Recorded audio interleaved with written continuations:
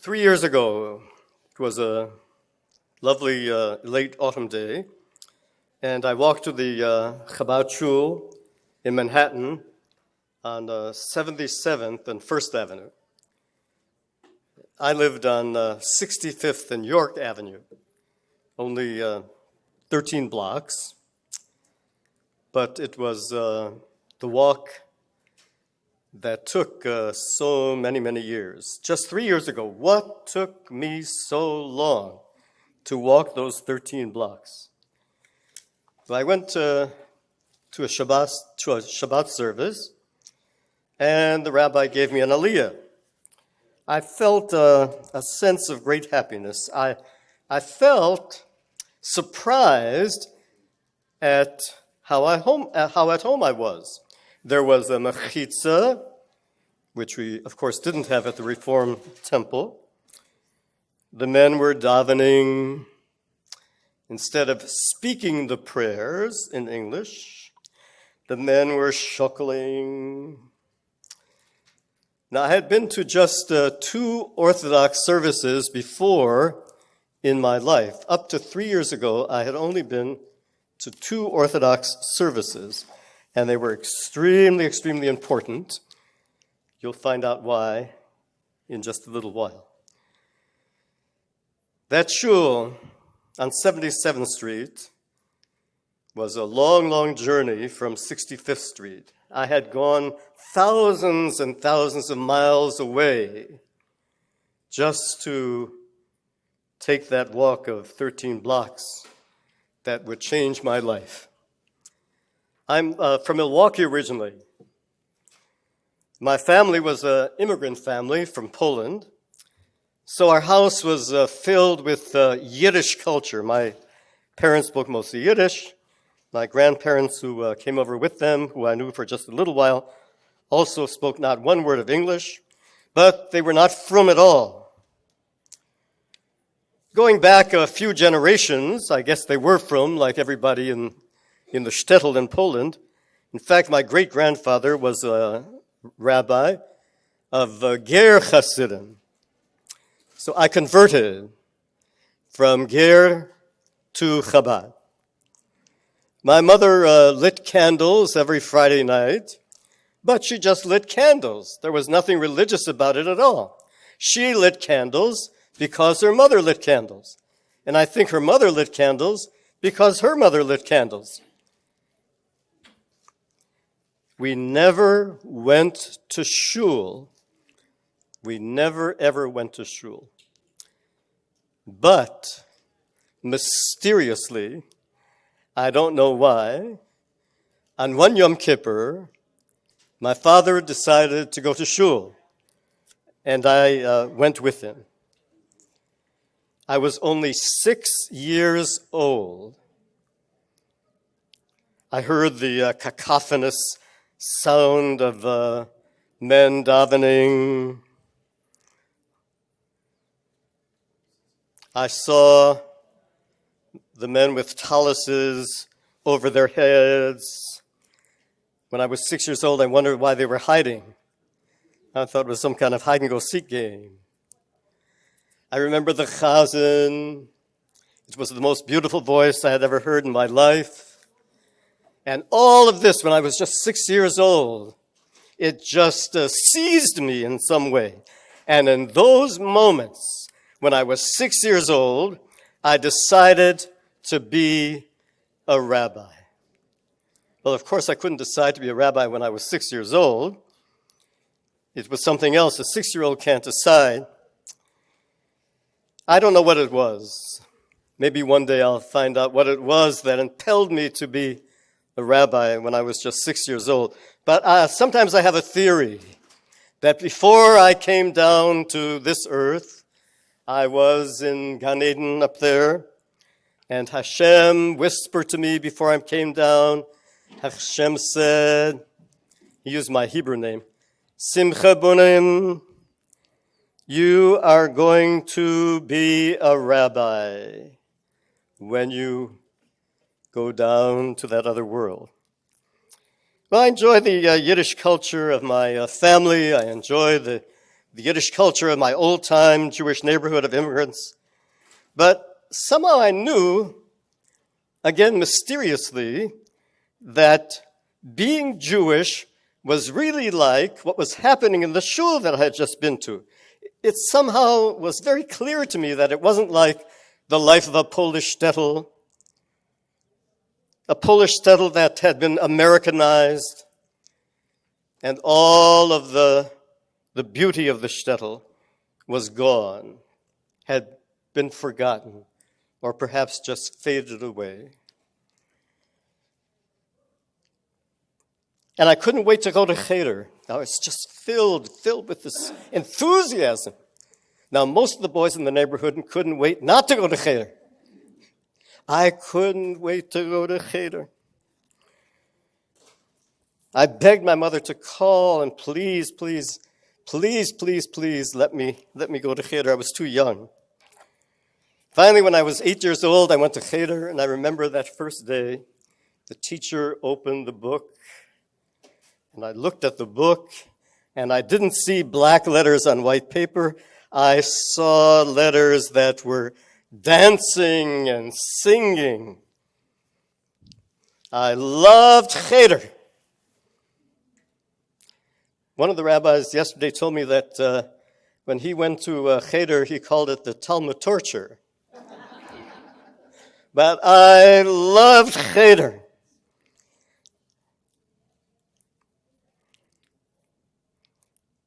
I had begun feeling a connection, even when I was so young, to something, some kind of a connection to something that was beyond. I don't know what it was. Some kind of something that was beyond ordinary life. Well, there was no talk of God, of course, in the Cheder. We were just kids, so there's nothing much to say about God. And I loved preparing for my bar mitzvah. Mapach pashta zakev katan. I loved it. I loved it so much. You know, Milwaukee, back in the day, I haven't been there for quite a while, we used to have unbelievable snowstorms. We would have blizzards all winter long. We had a particularly severe blizzard one winter while I was preparing for my bar mitzvah. The snow was up to here. I was just a little kid. The snow was up to here. It was snowing and snowing. The teacher at the Cheder told me I should come to his house to prepare for my bar mitzvah. So somehow or the other, I walked miles through this blizzard. And I got to his house. What are you doing here? You told me to come for bar mitzvah lessons. Are you crazy? It's a blizzard outside. But nothing would stop me. My bar mitzvah was at an orthodox shul.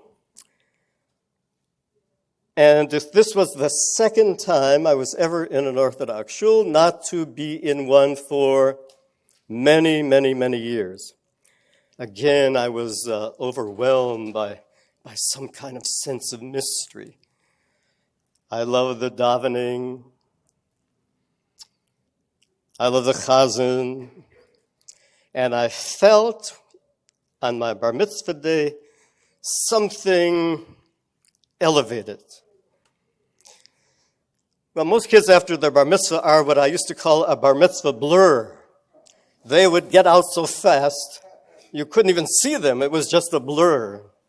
But I went back to Cheder the day after. For our middle school and our high school, we had teachers who were really amazing in many ways.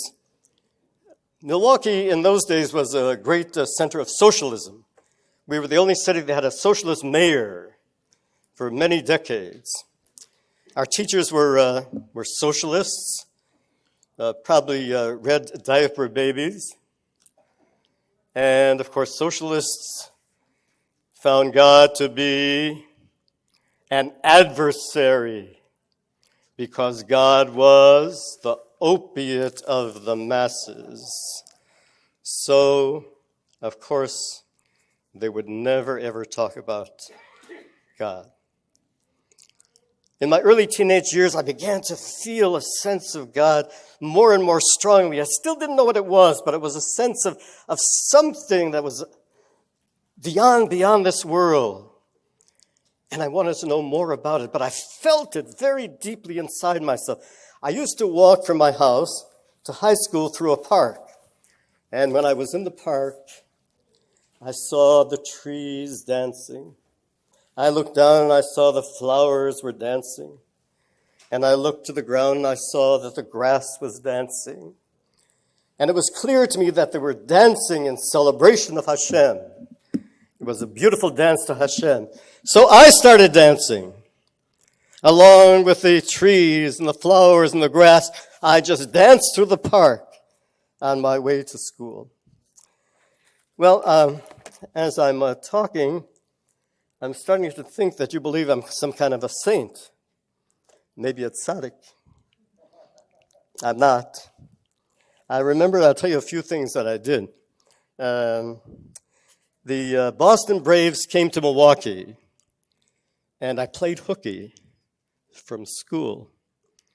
And I snuck into the bleachers for that first game.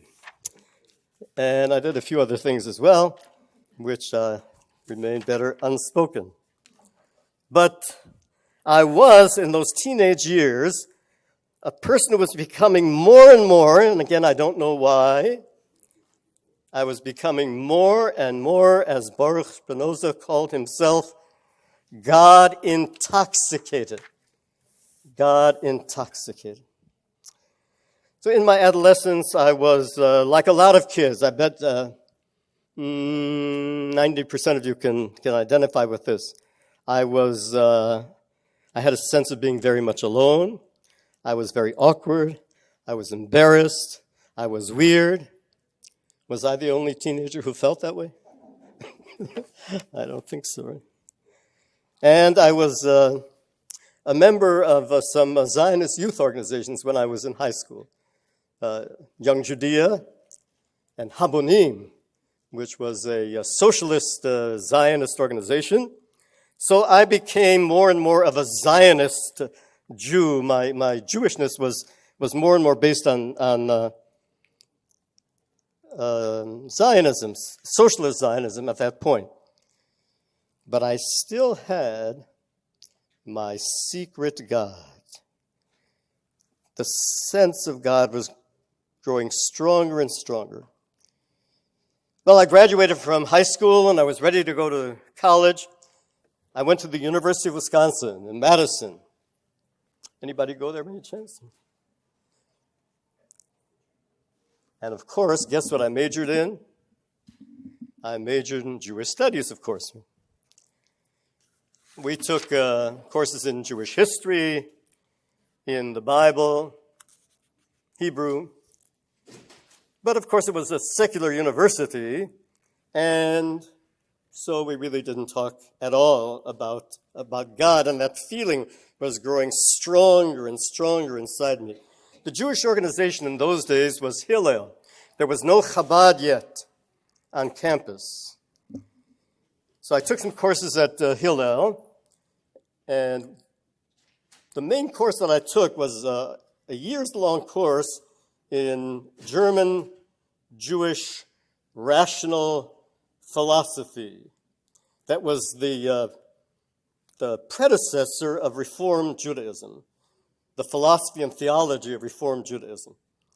We read books by great philosophers like Hermann Cohen, Die mythologische Vorstellungen von Gott und Seele. They wrote books like that. The mythology and concepts of God and the soul. But somehow that wasn't for me. God was no mythology. God was a reality at that time. I read Franz Rosenzweig, who called himself a philosopher of post-Kantian metaphysics, whatever that was. But whatever it was, it just wasn't for me. I belonged to a lot of organizations on campus. Zionist organizations and other Jewish organizations, but I didn't belong to AEPI or ZBD. I don't think they would have me. I wasn't exactly the frat type. So I was primarily identifying myself as a Zionist Jew at that point, and for a little while I lost that sense of being almost gripped by God for a while. It was time now, after I graduated, to go to rabbinical school. And I went to the Hebrew Union College, Jewish Institute of Religion in Cincinnati, Ohio. Now, why did I go there? Why did I go to Hebrew Union College? Well, I wasn't Orthodox, and I wasn't conservative, so I thought to myself, I must be Reform. And so I went to the Reform Rabbinical Seminary. We learned a little bit of Talmud. We learned a little bit of Shulchan Aruch, but a very little bit. The professor said there was no need to learn the Talmud, there was no need to learn Shulchan Aruch, because the professor said in the years that you're going to be a rabbi in a congregation, nobody is ever going to ask you a question about the Talmud. No one's ever going to ask you a question about the Shulchan Aruch. So there's no point in wasting your time. Now let me jump ahead a little bit. From what I came to understand in years later, they were completely wrong. Even though no one asked me a question about Talmud, about Shulchan Aruch, studying Talmud and Shulchan Aruch have nothing to do with relevance, have nothing to do with whether or not somebody's going to ask you a question about it. Talmud and Shulchan Aruch are the very roots, the very foundation of our faith, and you have to know it, whether it's relevant, and it is relevant, or not. So what did I study? People always want to know what I studied at Hebrew Union College if I didn't study Talmud, and if I didn't study Midrash. That's what you study at a yeshiva. I studied pastoral counseling. I studied how to run a Sunday school. And especially I studied how to give a sermon. Giving sermons was the centerpiece of the Reform Rabbi. That was the centerpiece. The sermon course was taught by Reverend Lowell McCoy. Reverend Lowell McCoy. I'm going to give you the science of the sermon. You make 3 points, no more, no less. And the ending is a very dramatic ending. And so we weren't learning much about God, and we weren't learning much about spirituality, and the feeling of a love for God was beginning to get so strong inside me, and I was searching for some kind of spirituality that would be an anchor and a guide, a compass in my life. I went to the president of the college. He was a very eminent archaeologist at the time. He was so eminent that his picture was on the cover of Time magazine. Nelson Glick. But I dared to go to the office of someone whose picture was on the cover of Time magazine. I went to his office and I said, Dr. Glick, where is the spirituality? It's a rabbinical school. And he turned to me and he said, Mr. Siegel, this is an academic institution. Well, I stayed even after that blow. Where would I go? I wanted to study the Torah. I had to be a Reform rabbi. Where could I go? I needed to be a rabbi. I still wasn't Orthodox, and I still wasn't Reform, or conservative. I thought I must be Reform. Well, we did study the Torah. I want you to know we did study the Torah. But from a historical point of view, there were no spiritual interpretations of the Torah. Had there been spiritual interpretations of the Torah, I think they would have been taught from a historical point of view also. But only the science of studying the Torah. Finally, it was time to be ordained. My 6-year-old self, who wanted to be a rabbi when I was in that shul, when I was 6 years old, was so happy that now he was finally going to be a rabbi. And I was happy also. My first synagogue was in Riverdale, in the Bronx, in New York. So it wasn't, unfortunately, like a lot of synagogues, it wasn't really a house of God. Our Friday night services, we had a quartet. All of them non-Jewish singers. We had an organ that was played by a minister.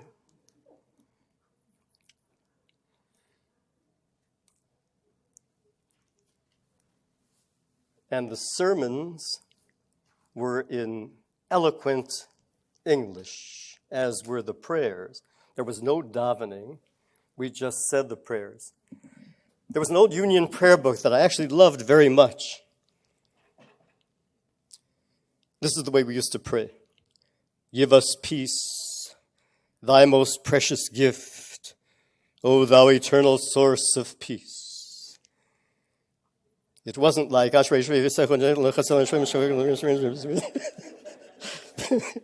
was quite a difference. I tried teaching some kind of a spirituality to the people in the congregation, but there were very, very few takers. I blame myself. I thought that I knew so little about spirituality myself that how could I impart it to anybody else? I did enjoy a lot of things about being a Reform Rabbi in Riverdale, actually. I loved the bar mitzvahs and the bat mitzvahs. I loved the weddings. I loved the breakfasts that they had, adult education. Now, they were usually fundraising breakfasts. Now, you know, at a fundraising breakfast, we Jewish people are addicted to plaquitis. We always give a plaque to the honoree to bring people to the adult education breakfast. I became man of the year so often. I have all the plaques on my wall. Actually, I took them down.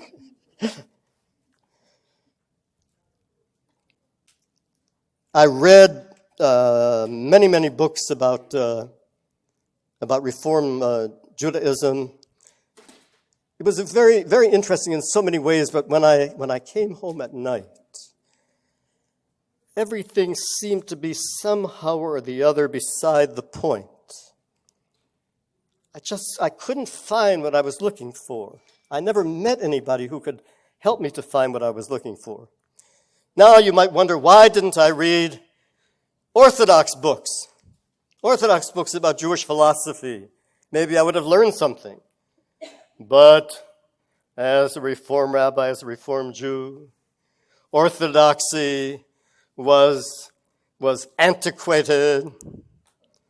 Orthodoxy was caught in the shtetl, in the ghetto, I don't know when, in the 14th century. So, of course, I didn't read any of the Orthodox books. And Hassidic books, forget about it. I took another congregation in Manhattan, and it was really the same story. I just couldn't find what I was looking for in the synagogue or in the teachers and the books of Reform Judaism. I just couldn't find what I was looking for. It's my own personal experience. I'm sure hundreds and thousands of people have found what they were looking for. I just couldn't find what I was looking for. So I decided that I would go to the land of enlightenment, that I would go to India. For hundreds and hundreds of years, people have been going to India to find their spiritual enlightenment. I landed at the airport in New Delhi. I was very excited, but very frightened also. And I was to make this trip 13 times. 13 times. seeking what I just couldn't find. I was tenacious, if nothing else. I went first to a little town in the foothills of the Himalayas called Rishikesh. It was just a small town, remote. It was famous because the Beatles had gone there. Remember that? When the Beatles went to India, they went to Rishikesh. Now, of course, it goes without saying, I think everybody knows what I'm going to say, right? That there was a Chabad house there.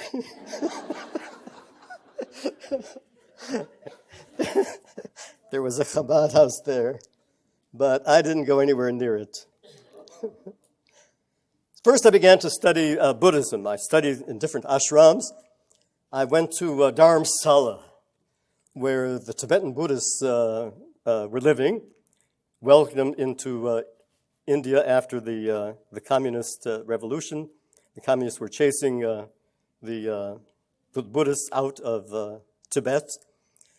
And the Dalai Lama lived there also.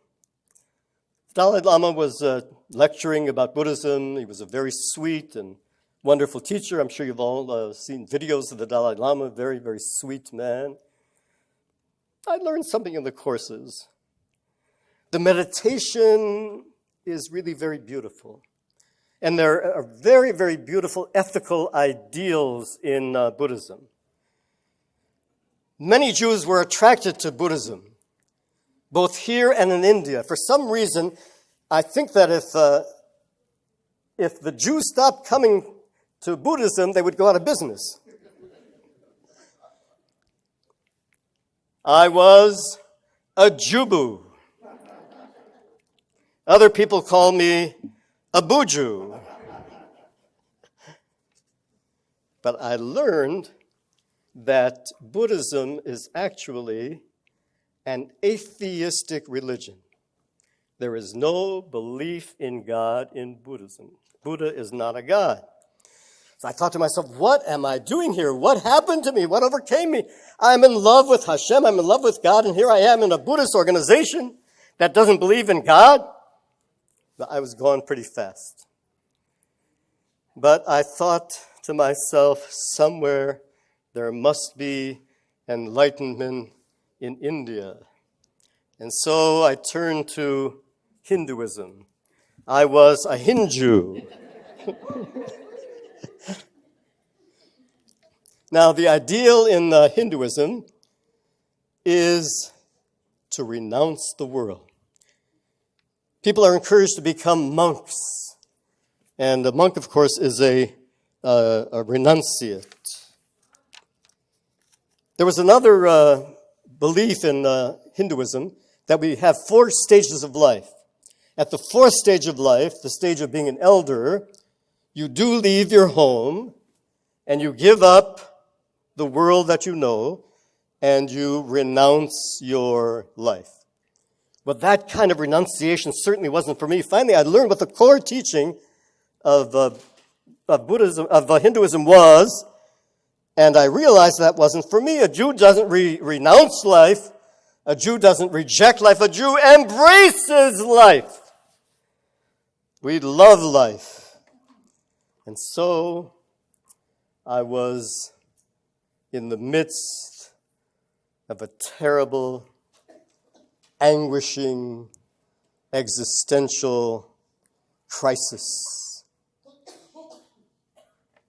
I couldn't find the spirituality I wanted in Reform Judaism.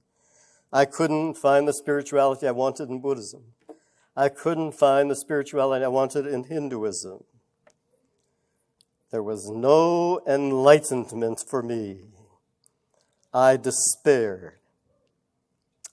But one day, in India, the 13th time I had been there, I did find enlightenment. Now, it wasn't the enlightenment that I had expected. A voice came to me. It wasn't really a voice, don't worry. A voice came to me and said, "What are you doing here? You're a Jew. Do you think you're going to find enlightenment in India? you have to go to Yerushalayim, and you have to go to a yeshiva. Well, the truth is, I didn't really want to go to Yerushalayim. I wasn't really very interested. And I didn't go to a yeshiva. I barely knew what a yeshiva was, but this voice was very strong. And I decided not to argue with voices. And so the following year, I took El Al instead of Air India.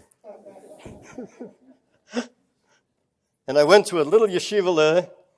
It was called Yeshivat Simchat Shlomo. It was started by a very close disciple of Shlomo Karabach.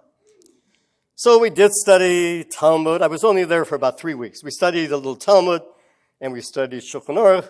We studied a little Hasidus, Breslov Hasidus, and Chabad Hasidus. But mostly, I loved Jerusalem. I fell in love with Jerusalem. I went to the Kotel almost every day, and I felt such a connection to our history. I came back home, and here I was, a Reform Rabbi, and I was just beginning to understand what it was that we had in Judaism. There was some kind of a confusion. I said to myself, just forget about it. What do they say? Forget about it. Don't cause problems for yourself. That's it. That's enough. You have a good life. Stop it already. But the voice came to me again. Go back. I told you I don't argue with voices. So I went back. And this time I went to a yeshiva called Mayonot. A lot of people know about Mayonot and went to Mayonot. Now, how did I find Mayonot? It's a Chabad yeshiva for Balei Tshuva. Well, I was looking on the internet, and something about it just seemed appealing to me. So I went to Mayonot, and of course, I was the only yeshiva bacher there. I decided to go there because finally I was a bacher.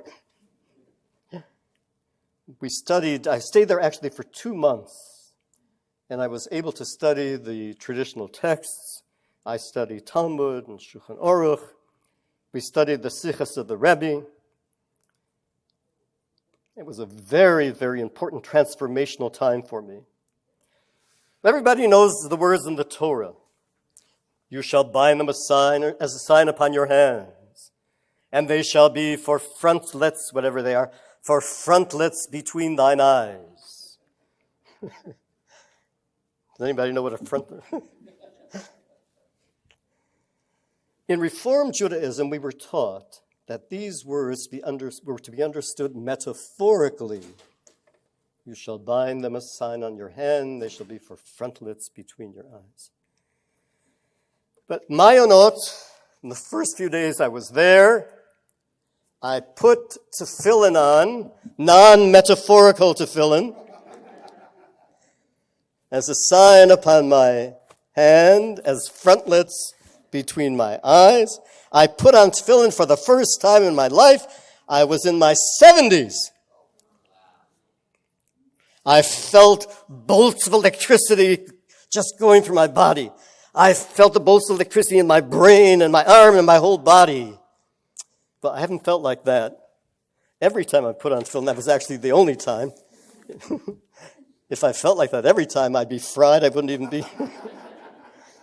But I've always felt a sense that Hashem is on my hand, on my arm, so that I can try my best to do good things. And I felt ever since when I put on tefillin that Hashem is here guiding me to think good things. So I came home from Mayonot, still a Reform Rabbi of this Reform synagogue. I have to tell you, it was an ultra-Reform synagogue, actually. And there was a sense of discontent that was beginning. The congregation just couldn't understand what was going on with beloved Rabbi Burt. He was always such a nice rabbi. Well, when I was a Buddhist rabbi, that was okay. When I was a Hindu rabbi, that was okay. But now I was a Jewish rabbi.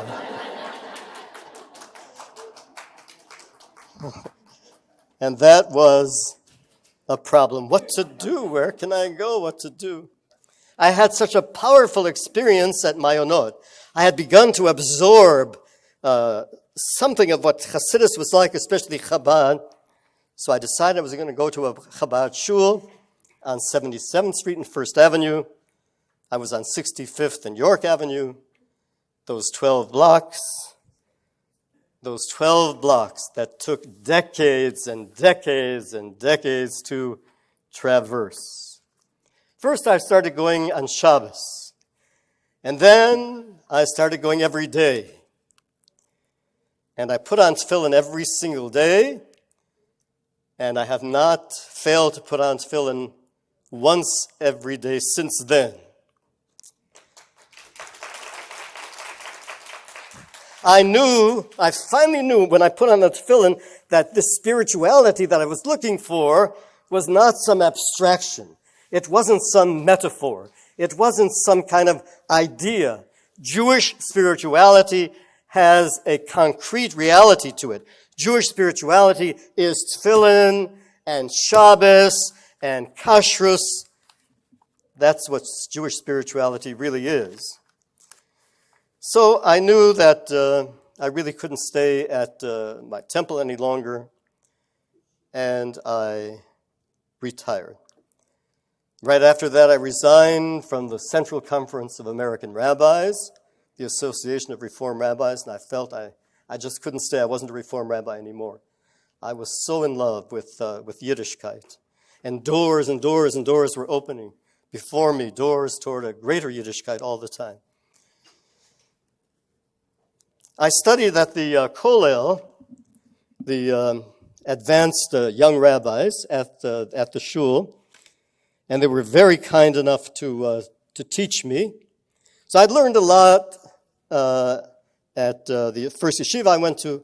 I learned a lot at Mayonot. I studied a lot on my own, and I was learning a great deal at the Kollel with these brilliant young rabbis who were so kind to me to help me. I took every single class that I could take.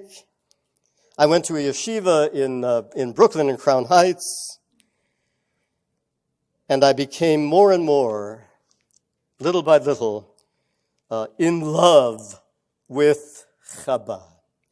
I began to love Chabad. Now I knew that every chassid and even every would-be chassid, such as myself, had to have some kind of relationship with the Rebbe. You can't be a Chabadnik without having some kind of relationship to the Rebbe. I'd never met him in my life. Some people said to me when I was in New York, "You've got to see this old rabbi in Brooklyn." Well, that's all I needed. I was an ultra-reform rabbi. Why did I have to go to Brooklyn to see this old Hasidic rabbi? I just didn't go. But in the years to come, he did become my Rebbe, my living Rebbe. I've been going to the Ohel at least once a month, sometimes twice a month, and I have a deep sense of a relation with him. I know that he's not dead, even though he's in the Ohel. I read his words as much as I could, and I learned that his words are as alive, even more alive than he is. And I felt his living presence with me all the time. He has become my living Rebbe. And Mashiach. Now, Mashiach and Chabad are obviously very intertwined. I learned that we have to have an optimistic view of the world in spite of the brutality of the world, in spite of the brutality of human history. We have to somehow maintain an optimism. We have to separate ourselves from everything that is nourished, that is foolish. We have to understand that we are part of Mashiach. And to a great extent, it's up to us to bring Mashiach into the world. I took home books by the great rabbis every day. I learned that Kabbalah was part of Hasidism, but not the esoteric Kabbalah. The Kabbalah that impinges directly on our spiritual life. The Kabbalah that can open our minds and our hearts to understand that there are realities beyond this reality. We're living in this ordinary reality. But there's much more to it than that. There are all kinds of levels and layers and dimensions of reality, and Kabbalah can help us to understand that. I learned about bitul, very important Hassidic concept, bitul. It's the idea of overcoming our egoism and our self-centeredness. And I was as egoistic and self-centered as everybody else, but as I studied, I learned more and more how to let go of that. I picked up another book of one of the Rebbes, and I learned something very, very important. What is the purpose of life? Why bother to get up in the morning? I learned that the purpose of life is to bring Hashem into this world. Hashem wants to be in this world with us. Why? Because Hashem wants to be in this world with us, and we have to create a dwelling place for Hashem in this world. That's our overarching great purpose. And of course, we have the great purpose of fulfilling the mitzvahs, not only the ritual mitzvahs, but the ethical mitzvahs of being kind and compassionate and caring to people more and more and more as much as we can. I learned how to live passionately as a Jew. If I had to describe Chabad in one word, I would have to say passion. Passion. Hashem was beginning to fill my whole life. And I realized that God is in every moment. And we can elevate all these material things, we can elevate them so that they become godly by saying a bracha. We can elevate eating when we say a bracha, and we can elevate it so that it becomes something spiritualized. We can elevate drinking a cup of Starbucks when we say a bracha, and it becomes spiritualized. We can even elevate going to the bathroom. We can make this world a place for Hashem. So finally, I felt that I had come home. The voice was right. Go to Jerusalem. Go to yeshiva. And through that, I came home. Of course, I had to change so much of my life. I had to change my whole profession. I had to leave my group of professional associates. I had to change a lot of the things of everyday living. And people have told me that they find it very inspiring. I was 72 years old, and I changed my whole life.